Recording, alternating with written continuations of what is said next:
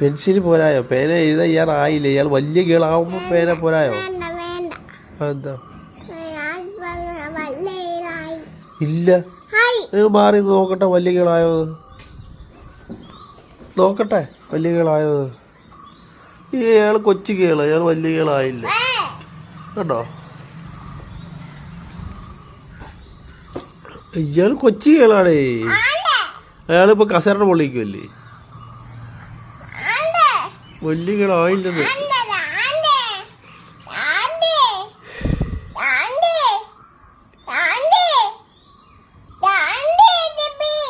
എന്താ നോക്കട്ടെ. ഇല്ല, ഇയാള് കൊച്ചു കേള.